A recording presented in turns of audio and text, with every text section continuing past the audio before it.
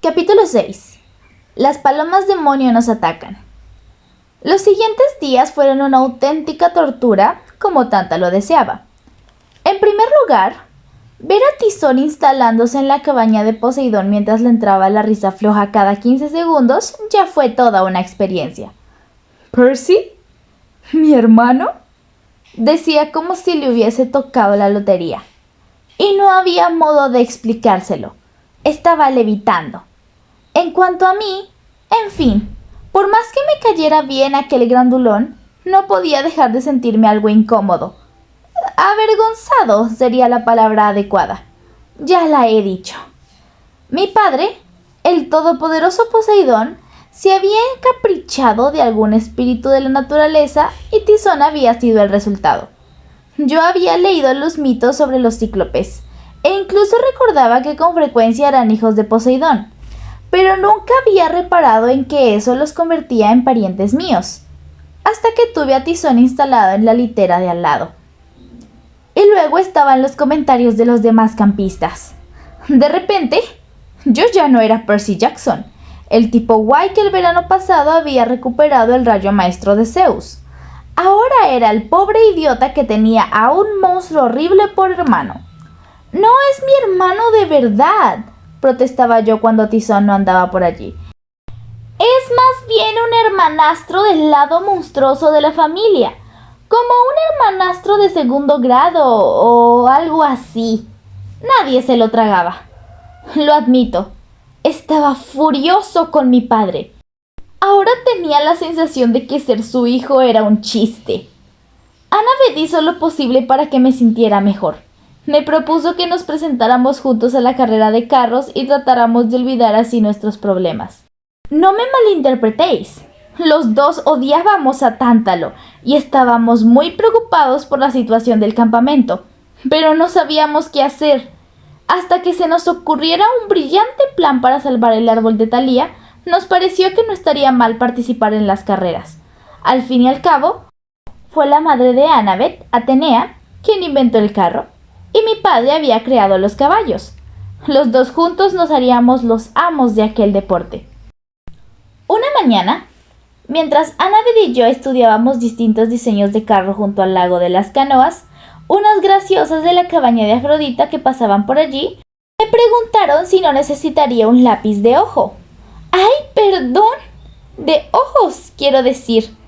No hagas caso, Percy, refunfuñó Annabeth, mientras las chicas se alejaban riendo. No es culpa tuya de tener a un hermano monstruo. No es mi hermano, repliqué, y tampoco es un monstruo. Annabeth alzó las cejas. Oye, ahora no te enfades conmigo. Y técnicamente sí es un monstruo. Bueno, fuiste tú quien le dio permiso para entrar en el campamento. Porque era la única manera de salvarte la vida. Bueno, lo siento, Percy. No me imaginaba que Poseidón iba a reconocerlo. Los cíclopes son muy mentirosos y traicioneros. Él no. Pero dime, ¿qué tienes tú contra los cíclopes? Annabeth se sonrojó hasta las orejas. Tuve la sensación de que había algo que no me había contado. Algo bastante malo. Olvídalo, me dijo. Veamos. El eje de este carro. Estás tratándolo como si fuese un ser horrible, dije, y me salvó la vida. Annabeth soltó el lápiz y se puso de pie. Entonces quizás deberías diseñar el carro con él. Tal vez sí. ¡Perfecto! ¡Perfecto! Se alejó furiosa y yo me sentía aún peor que antes. Durante los 2 días siguientes intenté alejar de mi mente todos los problemas. Silena Beauregard, una de las chicas más guapas de la cabaña de Afrodita, me dio mi primera lección para montar un Pegaso. Me explicó que solo había un caballo alado inmortal llamado Pegaso, que vagaba aún en libertad por los cielos, pero que en el curso de los eones había ido engendrando a un montón de hijos. Ninguno era tan veloz ni tan heroico como él, mas todos llevaban su nombre glorioso. Siendo el hijo del dios del mar, nunca me había gustado andar por los aires. Mi padre tenía una vieja rivalidad con Zeus, de modo que yo procuraba mantenerme alejado de los dominios del Señor de los cielos. Ahora, cabalgar en un caballo alado me parecía diferente. No me ponía tan nervioso, ni mucho menos, como viajar en avión. Quizá fuese porque mi padre había creado los caballos con espuma marina, de manera que los Pegasos venían a ser una especie de territorio neutral. Además, yo podía captar sus pensamientos, y no me alarmaba cuando mi Pegaso echaba a galopar sobre las copas de los árboles o cuando se lanzaba a perseguir por las nubes una bandada de gaviotas. El problema era que Tizón también quería montar un pony gallina, y los Pegasos se asustaban en cuanto se les acercaba. Yo les decía telepáticamente que Tizón no les haría daño, pero ellos no parecían creerme, y él se ponía a llorar. La única persona del campamento que no tenía ningún problema con Tizón era Beckendorf, de la cabaña de Festo. El dios herrero siempre había trabajado con cíclopes en su forja, así que Beckendorf se llevaba a Tizón a la armería para enseñarle a trabajar el metal. Decía que en un periquete conseguiría que Tizón forjase instrumentos mágicos como un maestro. Después del almuerzo me entrenaba en el ruedo de arena con los demás de la cabaña de Apolo. El manejo de la espada ha sido siempre mi fuerte. La gente decía que yo era mejor en ese terreno que ningún otro campista de los últimos 100 años. Salvo Luke, quizá. Siempre me comparaban con Luke. A los chicos de Apolo les daba verdaderas palizas sin esforzarme demasiado. Debería haberme entrenado con las cabañas de Ares y Atenea, que tenían a los mejores combatientes, pero no me llevaba bien con Clarisse y sus hermanos, y después de mi discusión con Annabeth, tampoco quería verla a ella. Iba también a la clase de tiro con arco, aunque en esta especialidad era muy malo y la clase sin Quirón ya no era lo mismo. En artes y oficios había empezado un busto de mármol de Poseidón, pero como cada vez se parecía más a Sylvester Stallone, acabé dejándolo. También trepé por la pared de escalada en el nivel máximo, que incluía lava y terremoto a todo trapo. Por las tardes participaba en la patrulla fronteriza. Aunque Tanta lo había insistido en que no nos preocupáramos por la protección del campamento, algunos campistas la habíamos mantenido sin decir nada y establecido turnos en nuestro tiempo libre. Estaba sentado en la cima de la colina mestiza, contemplando a las ninfas que iban y venían mientras le cantaban al pino agonizante. Los sátiros traían las flautas de caña y tocaban melodías mágicas, y durante un rato las agujas del pino parecían mejorar. Las flores de la colina tenían también un olor más dulce y la hierba reverdecía.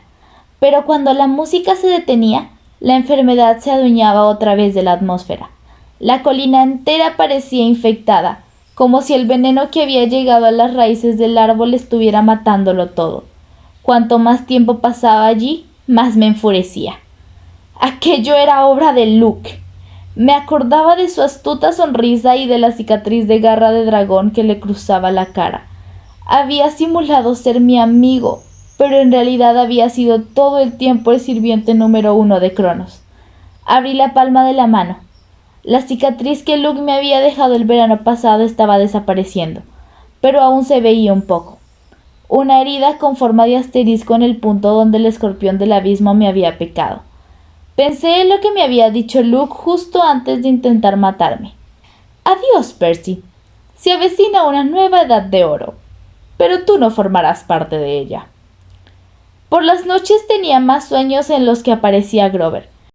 A veces solo me llegaba su voz a ráfagas, y una vez le oí decir, «Es aquí», y otra, «Le gustan las ovejas». Pensé en contárselo a Annabeth, pero me habría sentido estúpido. Es decir, ¿le gustan las ovejas? Pensaría que me había vuelto loco. La noche antes de la carrera, Tizón y yo terminamos nuestro carro. Era una verdadera pasada. Tizón había hecho las partes de metal en la forja de la armería y yo lijé las maderas y lo monté todo. Era azul y blanco, con un dibujo de olas a ambos lados y un tridente pintado en la parte delantera. Después de todo aquel trabajo, era de justicia que Tizón se situara a mi lado en la carrera, aunque sabía que a los caballos no les gustaría y que su peso extra sería un lastre y nos restaría velocidad. Cuando íbamos a acostarnos, Tizón me vio ceñudo y preguntó, ¿estás enfadado? No, no estoy enfadado. Se echó en su litera y permaneció callado en la oscuridad. Su cuerpo era mucho más grande que el colchón, y cuando se cubría con la colcha, los pies se le asomaban por debajo. Soy un monstruo. No digas eso. No me importa. Seré un buen monstruo. Y no tendrás que enfadarte. No supe qué responder. Miré el techo y sentí que me estaba muriendo poco a poco, al mismo tiempo que el árbol de Thalía. Es solo que nunca había tenido un hermanastro. Procuré evitar que se me quebrara la voz. Es una experiencia muy diferente para mí. Además, estoy preocupado por el campamento. Y además tengo otro amigo, Grover, que quizá corra peligro. Siento que debería hacer algo, pero no sé qué. Tizón permaneció callado. Lo siento, añadí. No es culpa tuya. Estoy enfadado con Poseidón. Tengo la sensación de que trata de ponerme en una situación embarazosa, como si quisiera compararnos o algo así, y no entiendo por qué. Oí un ruido sordo y grave. Tizón estaba roncando. Suspiré. Buenas noches, grandulón. Y yo también cerré los ojos. En mi sueño, Grover llevaba un vestido de novia. No le quedaba muy bien. Era demasiado largo y tenía el dobladillo salpicado de barro seco. El escote se le escurría por los hombros y un velo hecho jirones le cubría la cara.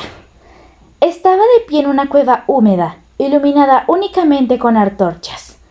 Había un catre en un rincón y un telar anticuado en el otro, con un trozo de tela blanca a medio tejer en el bastidor.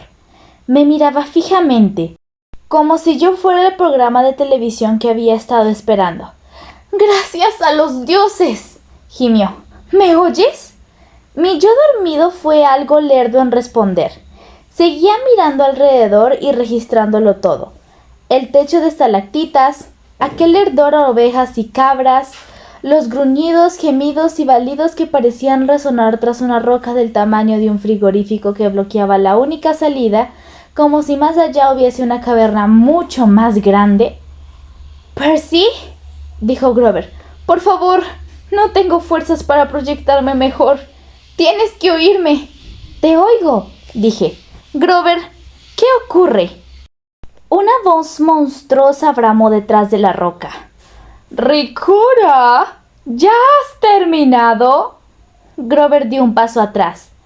«Oh, no, cariñito», gritó con voz de falsete. «Unos pocos días más». «Pero, ¿no han pasado ya las 2 semanas?» «No, cariñito, solo 5 días. O sea que faltan 12 más». El monstruo permaneció en silencio, quizás tratando de hacer el cálculo.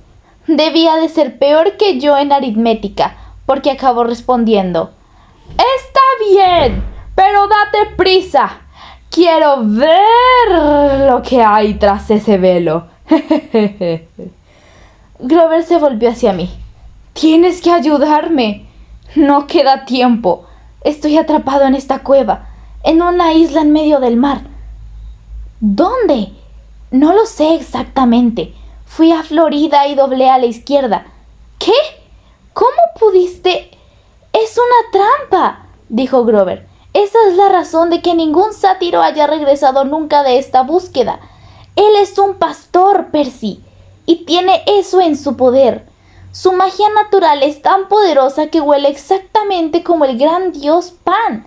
Los sátiros vienen aquí creyendo que han encontrado a Pan y acaban atrapados y devorados por Polifemo».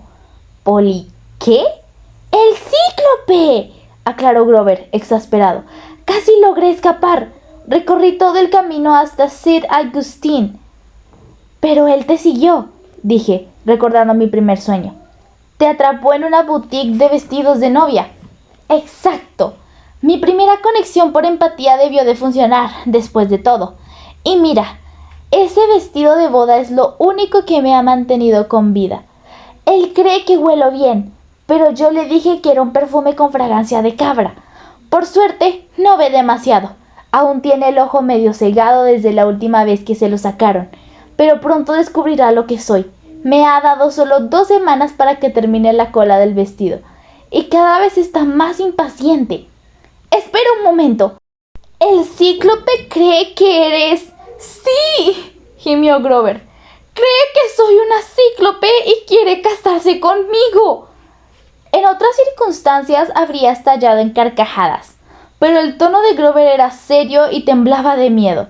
Iré a rescatarte, le prometí. ¿Dónde estás? En el mar de los monstruos, por supuesto.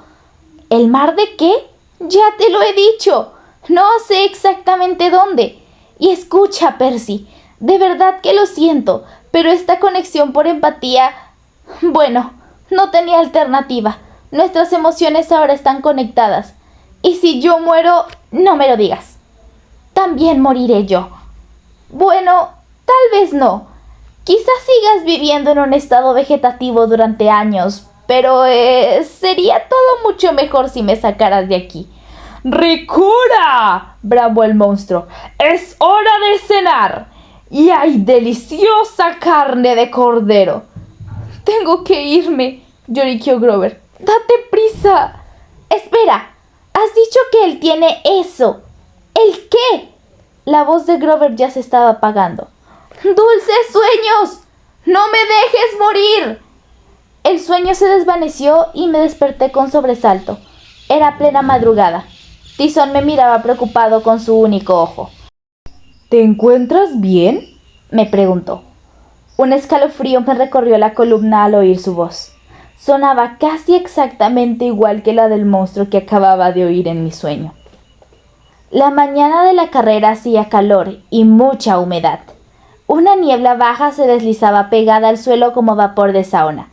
En los árboles se habían posado miles de pájaros, gruesas palomas blanco y gris, aunque no emitían el arrullo típico de su especie, sino una especie de chirrido metálico que recordaba el sonar de un submarino. La pista de la carrera había sido trazada en un prado de hierba situado entre el campo de tiro y los bosques. La cabaña de Festo había utilizado los toros de bronce, domesticados por completo desde que les habían machacado la cabeza, para planear una pista oval en cuestión de minutos. Había gradas de piedra para los espectadores. Tántalo, los sátiros, algunas ninfas y todos los campistas que no participaban. El señor D no apareció. Nunca se levantaba antes de las 10 de la mañana. «Muy bien», anunció Tántalo, cuando los equipos empezaron a congregarse en la pista. Una náyade le había traído un gran plato de pasteles de hojaldre y, mientras hablaba, su mano derecha perseguía un palo de nata y chocolate por la mesa de los jueces. «Ya conocéis las reglas. Una pista de 400 metros, 2 vueltas para ganar y 2 caballos por carro. Cada equipo consta de un conductor y un guerrero. Las armas están permitidas y es de esperar que haya juego sucio, pero tratad de no matar a nadie». Tántalo nos sonrió como si fuéramos unos chicos traviesos. «Cualquier muerte tendrá un severo castigo. Una semana sin malvaviscos con chocolate en la hoguera del campamento. Y ahora, a los carros». Beckendorf, el líder del equipo de Festo, se dirigió a la pista. El suyo era un prototipo hecho de hierro y bronce, incluidos los caballos, que eran autómatas mágicos como los toros de Colquide. No tenía la menor duda de que aquel carro albergaba toda clase de trampas mecánicas y más prestaciones que un Maserati con todos sus complementos. Del carro de Ares, color rojo sangre, tiraban 2 horripilantes esqueletos de caballo. Clarice subió con jabalinas, bolas con púas, abrojos metálicos de esos que siempre caen con la punta hacia arriba y un montón más de cacharros muy chungos. El carro de Apolo, elegante y en perfecto estado, era todo de oro y lo tiraban 2 hermosos palominos de pelaje dorado, cola y crin blanca. Su guerrero estaba armado con un arco, aunque había prometido que no dispararía flechas normales a los conductores rivales. El carro de Hermes era verde y tenía un aire anticuado, como si no hubiese salido del garaje en años. No parecía tener nada de especial, pero lo manejaban los hermanos Stoll y yo temblaba solo de pensar en las jugarretas que debían de haber planeado. Quedaban 2 carros, uno conducido por Annabeth y otro por mí. Antes de empezar la carrera, me acerqué a ella y empecé a contarle mi sueño. Pareció animarse cuando mencioné a Grover, pero en cuanto le expliqué lo que me había dicho, volvió a mostrarse distante y suspicaz. «Lo que quieres es distraerme», decidió al fin. ¡De ninguna manera! Ya, claro, como si Grover tuviese que ir a tropezar precisamente con lo único que podría salvar el campamento. ¿Qué quieres decir? Ella puso los ojos en blanco. Vuelve a tu carro, Percy. No me lo he inventado. Grover corre peligro, Annabeth. Ella vaciló, intentando decidir si confiaba en mí o no. Pese a nuestras peleas ocasionales, juntos habíamos superado muchas cosas, y yo sabía que ella no quería que le pasara nada malo a Grover. Percy, una conexión por empatía es muy difícil de establecer. Quiero decir que lo más probable es que estuviera soñando. El oráculo, dije. Podemos consultar al oráculo. Annabeth frunció el ceño. El verano anterior, antes de emprender la búsqueda del rayo maestro, visité al extraño espíritu que vivía en la casa grande y me hizo una profecía que se cumplió de una manera imprevisible. Aquella experiencia me había dejado flipado durante meses. Annabeth sabía que no me habría pasado por la cabeza volver a consultar al oráculo si no estuviese hablando en serio. Antes de que pudiera responder, sonó la caracola. ¡Competidores!, gritó Tántalo. ¡A sus puestos! Hablaremos después, me dijo Annabeth, cuando haya ganado la carrera. Mientras iba hacia mi carro, advertí que había muchas más palomas en los árboles soltando aquel chirrido enloquecedor y haciendo que crujiera el bosque entero. Nadie parecía prestarles atención, pero a mí me ponían nervioso. Sus picos brillaban de un modo extraño y sus ojos relucían más de lo normal. Tizón tenía problemas para controlar los caballos. Tuve que hablar con ellos un buen rato para calmarlos. «Es un monstruo, señor», se quejaban. «Es hijo de Poseidón», les dije. «Igual que... igual que yo». «No», insistían. «Monstruo, devorador de caballos. No es de fiar». «Os daré terrones de azúcar al final de la carrera», les dije. «¿Terrones de azúcar?» «Terrones enormes. Y manzanas. Ya os había dicho lo de las manzanas». Así que se dejaron poner las riendas y los arreos. Por si nunca habéis visto un carro griego, debéis saber que es un vehículo diseñado exclusivamente para la velocidad, no para la seguridad ni el confort. Básicamente, viene a ser una canastilla de madera abierta por detrás y montada sobre un eje con 2 ruedas. El auriga permanece de pie todo el tiempo y os aseguro que se nota cada bache. La canastilla es de una madera tan ligera que si uno pierde el control en la curva que hay en cada extremo de la pista, lo más probable es que se vuelque y acabe aplastado bajo el carro. Es una carrera mucho más rápida que las de monopatín. Tomé las riendas y llevé el carro hasta la línea de salida. A Tizón le di una estaca de 3 metros y le encomendé mantener lejos a los rivales que se acercaran demasiado, así como desviar cualquier cosa que pudieran arrojarnos. «No golpear a los ponis con el palo», insistía él. «No», confirmaba yo, «y tampoco a la gente, si puedes evitarlo. Vamos a correr jugando limpio.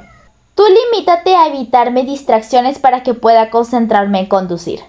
«¡Venceremos!», dijo sonriendo abiertamente. «Vamos a perder seguro», pensé yo, pero tenía que intentarlo. Quería demostrar a los demás... no sabía muy bien qué exactamente. ¿Que Tizón no era tan mal tipo? ¿Que a mí no me avergonzaba que me viesen en público con él? ¿O tal vez que no me habían afectado todos sus chistes y apodos? Mientras los carros se alineaban, en el bosque se iban reuniendo más palomas de ojos relucientes. Chillaban tanto que los campistas de la tribuna empezaron a mirar nerviosamente los árboles, que temblaban bajo el peso de tantos pájaros. Tántalo no parecía preocupado, pero tuvo que levantar la voz para hacerse oír entre aquel bullicio. «¡Aurigas!», gritó. «¡A sus marcas!». Hizo un movimiento con la mano y dio la señal de partida. Los carros cobraron vida con estruendo. Los cascos retumbaron sobre la tierra y la multitud estalló en gritos y vítores. Casi de inmediato se oyó un estrépito muy chungo. Miré atrás justo a tiempo de ver cómo volcaba el carro de Apolo. El de Hermes lo había embestido, tal vez sin querer o tal vez no. Sus ocupantes habían saltado, pero los caballos, aterrorizados, siguieron arrastrando el carro de oro y cruzaron la pista en diagonal. Travis y Connor Stoll, los del Hermes, se regocijaron de su buena suerte, pero no por mucho tiempo, porque los caballos de Apolo chocaron con los suyos y su carro volcó también, dejando en medio del polvo un montón de madera astillada y 4 caballos encabritados. 2 carros fuera de combate en los primeros metros. Aquel deporte me encantaba. Volví a centrarme en la cabeza de la carrera. Íbamos a buen ritmo, por delante de Ares, pero el carro de Annabeth nos llevaba mucha ventaja. Ya estaba dando la vuelta al primer poste, mientras su copiloto sonreía sarcástico y nos decía adiós con la mano. ¡Nos vemos, chavales! El carro de Festo también empezaba a adelantarnos. Beckendorf apretó un botón y se abrió un panel en el lateral de su carro. ¡Lo siento, Percy!, chilló. 3 bolas con cadena salieron disparadas hacia nuestras ruedas. Nos habrían destrozado si Tizón no las hubiese desviado con un golpe rápido de su estaca. Además, le dio un buen empujón al carro de Festo y lo mandó dando tumbos de lado mientras nosotros nos alejábamos. ¡Buen trabajo, Tizón!, grité. ¡Pájaros!, exclamó él. ¿Qué? Avanzábamos tan deprisa que apenas oíamos ni veíamos nada, pero Tizón señaló hacia el bosque y entonces vi lo que le inquietaba. Las palomas habían alzado el vuelo y descendían a toda velocidad, como un enorme tornado, directamente hacia la pista. Nada serio, me dije, no son más que palomas. Intenté concentrarme en la carrera. Hicimos el primer giro con las ruedas chirriando y el carro a punto de volcar, pero ahora estábamos solo a 3 metros de Annabeth. Si conseguía acercarme un poco más, Tizón podría usar su estaca. El copiloto de Annabeth ya no reía. Sacó una jabalina de la colección que llevaba y me apuntó al pecho. Iba a lanzármela cuando se produjo un gran griterío. Miles de palomas se lanzaban en troma contra los espectadores de las gradas y los demás carros. Beckendorf estaba completamente rodeado. Su guerrero intentaba ahuyentarlas a manotazos, pero no veía nada. El carro viró, salió de la pista y corrió por los campos de fresas con sus caballos mecánicos echando humo. En el carro de Ares, Clarice dio órdenes a gritos a su guerrero, que cubrió de inmediato la canastilla con una malla de camuflaje. Los pájaros se arremolinaron alrededor, picoteando y arañando las manos del tipo, que trataba de mantener la malla en su sitio. Clarice se limitó a apretar los dientes y siguió conduciendo. Sus esqueletos de caballo parecían inmunes a la distracción. Las palomas picoteaban inútilmente sus órbitas vacías y atravesaban volando su caja torácica, pero los corceles continuaban galopando como si nada. Los espectadores no tenían tanta suerte. Los pájaros acometían contra cualquier trozo de carne que hubiese a la vista y sembraban el pánico por todas partes. Ahora que estaban más cerca, resultaba evidente que no eran palomas normales. Sus ojos pequeños y redondos brillaban de un modo maligno. Sus picos eran de bronce y, a juzgar por los gritos de los campistas, afiladísimos. ¡Pájaros del estínfalo!, gritó Annabeth. Redujo la velocidad y puso su carro junto al mío. Si no logramos ahuyentarlos, picotearán a todo el mundo hasta los huesos. Tizón, dije, debemos dar la vuelta. ¿Vamos en la dirección equivocada?, preguntó. Eso siempre, dije con un gruñido y dirigí el carro hacia las tribunas. Annabeth corría a mi lado. ¡Héroes! ¡A las armas!, gritó, pero no creo que nadie la oyera entre los rechinantes graznidos y el caos general. Mantuve las riendas en una mano y logré sacar a contracorriente justo cuando una oleada de pájaros se abalanzaba sobre mi rostro, abriendo y cerrando su pico metálico. Los acuchillé en el aire con violentos mandobles y se disolvieron en una explosión de polvo y plumas. Pero quedaban miles aún. Uno de ellos me picoteó el trasero y poco me faltó para abandonar el carro de un salto. Annabeth no tenía mejor suerte. Cuanto más cerca estábamos de las tribunas, más densa era la nube de pájaros que nos rodeaba. Algunos espectadores trataban de contraatacar y los campistas de Atenea reclamaban sus escudos. Los arqueros de la cabaña de Apolo habían sacado sus arcos y flechas, y se disponían a usarlos para terminar con aquella amenaza. Pero con tantos campistas rodeados de pájaros, era peligroso disparar. ¡Son demasiados!, le grité a Annabeth. ¿Cómo vamos a quitárnoslos de encima? Ella atravesó una paloma con su cuchillo. ¡Hércules utilizó el ruido! ¡Campanas de latón! Las ahuyentó con el sonido más horrible que pudo. Sus ojos se abrieron como platos. ¡Percy! ¡La colección de Quirón! La entendí en el acto. ¿Crees que funcionará? Ella le entregó las riendas a su guerrero y saltó a mi carro como si fuera la cosa más fácil del mundo. ¡A la casa grande! ¡Es nuestra única posibilidad! Clarice acababa de cruzar la línea de meta sin la menor oposición, y solo entonces pareció darse cuenta de lo grave que era la situación. Cuando nos vio alejarnos, gritó: ¿Salís huyendo? ¡La lucha está aquí, cobardes! Desenvainó su espada y se fue hacia las tribunas. Puse los caballos al galope. El carro cruzó retumbando los campos de fresas y la pista de voleibol, y se detuvo con una sacudida frente a la casa grande. Annabeth y yo corrimos hacia el interior y derribamos la puerta del apartamento de Quirón. Su equipo de música seguía en la mesilla de noche, y también sus CDs favoritos. Agarré los más repulsivos. Annabeth cargó con el equipo y nos precipitamos de vuelta al carro. En la pista se veían carros en llamas y campistas heridos corriendo en todas direcciones, mientras los pájaros les destrozaban la ropa y arrancaban el pelo. Entretanto, Tántalo perseguía pasteles de hojaldre por las tribunas, gritando de vez en cuando: ¡Todo está bajo control! ¡No hay de qué preocuparse! Nos detuvimos en la línea de meta. Annabeth preparó el equipo de música mientras yo rezaba para que las pilas funcionasen. Apreté play y se puso en marcha el disco favorito de Quirón, grandes éxitos de Dean Martin. El aire se llenó de pronto de violines y una pandilla de tipos gimiendo en italiano. Las palomas demonios se volvieron completamente locas. Empezaron a volar en círculo y a chocar entre ellas, como si quisieran aplastarse sus propios sesos. Enseguida abandonaron la pista y se elevaron hacia el cielo, convertidas en una enorme nube oscura. ¡Ahora!, gritó Annabeth. ¡Arqueros! Con un blanco bien definido, los arqueros de Apolo tenían una puntería impecable. La mayoría sabía disparar 5 o 6 flechas al mismo tiempo. En unos minutos, el suelo estaba cubierto de palomas con pico de bronce muertas, y las supervivientes ya no eran más que una lejana columna de humo en el horizonte. El campamento estaba salvado, pero los daños eran muy serios. La mayoría de los carros había sido totalmente destruida.